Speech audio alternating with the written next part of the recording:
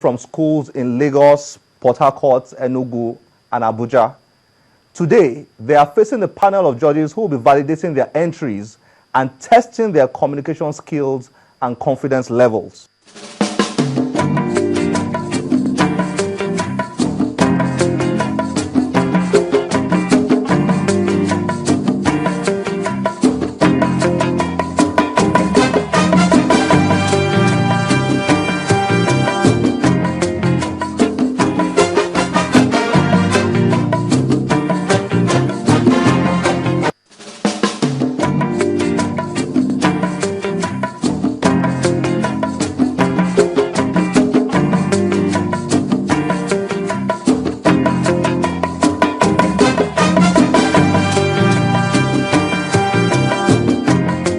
Books can actually take you, they can just take you far away in dreamland. You can be whatever you want to be.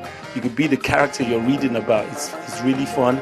It's like kind of like films, or when there's a power shortage, your film stops.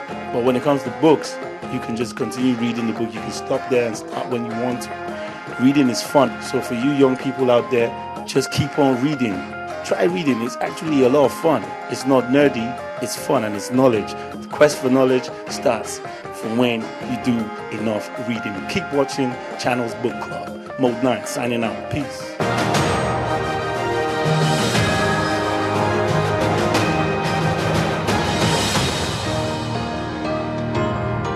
Two talented writers, authors, and publishers, Egosa Imasuen, who is the author of Fine Boys, and Odili Ujubunu, the author of The Pride of the Spider Clan, joined us at Pataba Bookstore to discuss how to come up with exciting book titles and generally package books to make them attractive to potential buyers and readers.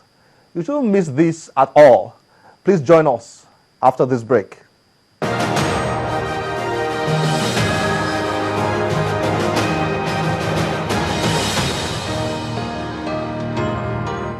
It opens with a gate of arts,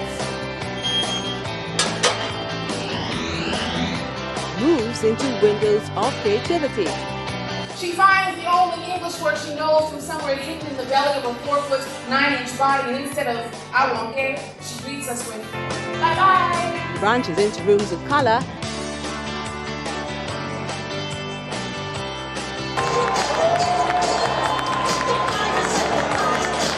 and ends with a roof of imagination.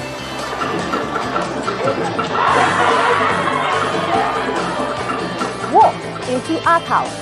The pieces all come together at 9:30 p.m. every Saturday. Art House, life is art.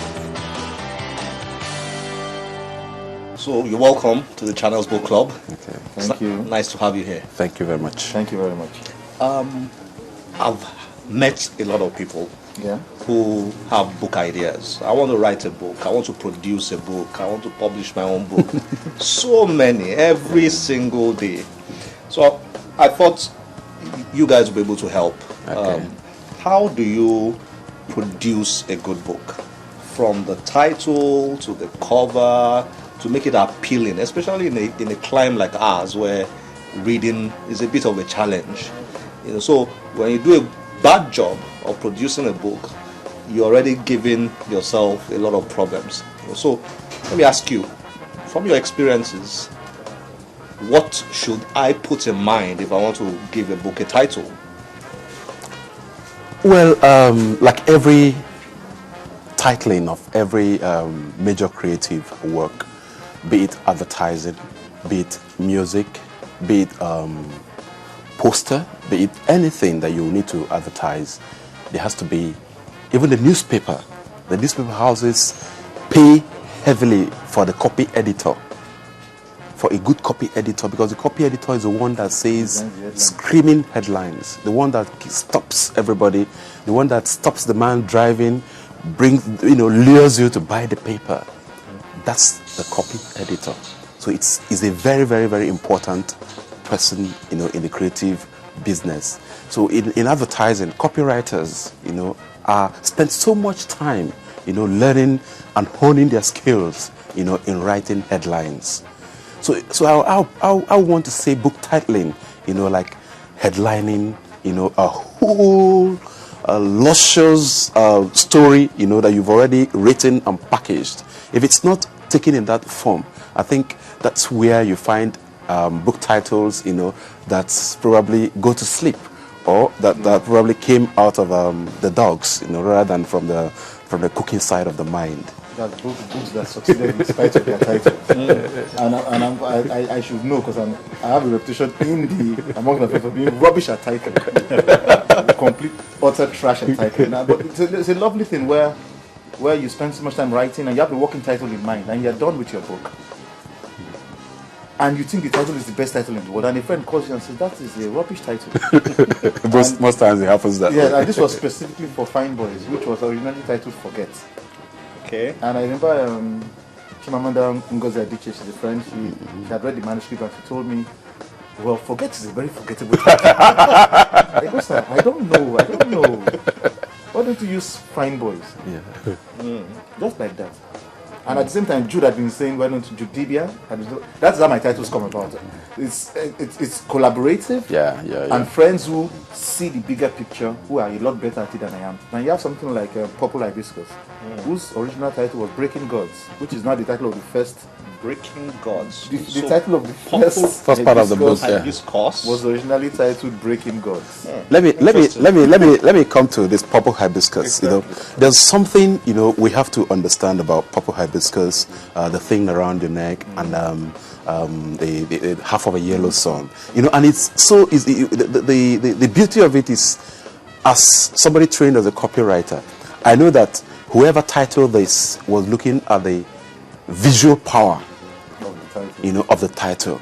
Visual power. The visual power of the title. So most times when you're doing titles, you look at sensory elements that you can curl into that work.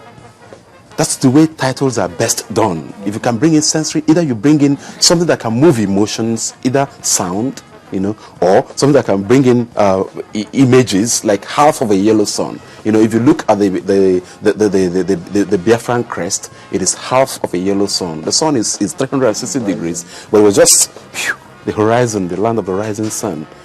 So and instead of saying a horizon, he says half of a yellow sun, which is descriptive and at the same time with so much colors in them. Maybe we should back up.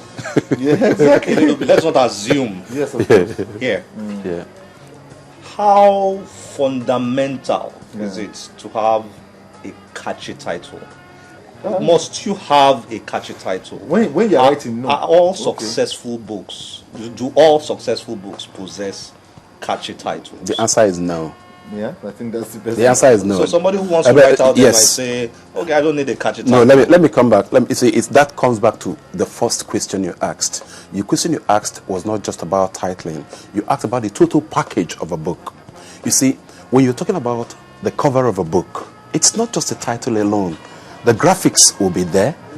Do you understand? Then the quality of print and the combination of print. Is it going to be a flat printing? Is it something that's going to have spot lamination like this? Is it something? So it's the total combination of the font style you are using for your title, the image spread you are using. Are you using a photo image or are you using a graphic image? These are the things that actually make titles work. Am I hearing? Am I hearing you say that I can get away with a poor title? Yes. Other things. Yes. You can. Good about yes. about the package. Yes. And Because the chicken and the egg, the title no longer becomes poor. that is People now say, that was inspired.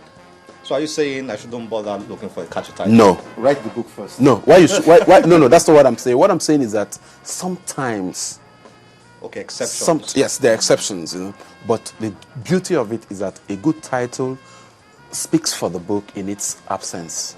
The fellow who is writing the book, how important is it for him or her to work on a title, and then at what point should it come before the book is written, or after the book is written, or sometime in the middle of the book? Now we have to mind personal experience, don't we? Yeah. Coincidentally, we are both writers. Yeah. And we are both involved in management. Now we're both involved in management of publishing publishing collectives. collectives. Yes, exactly. So For me, at the time of writing, there was always this thing which I called a working title. I always had a title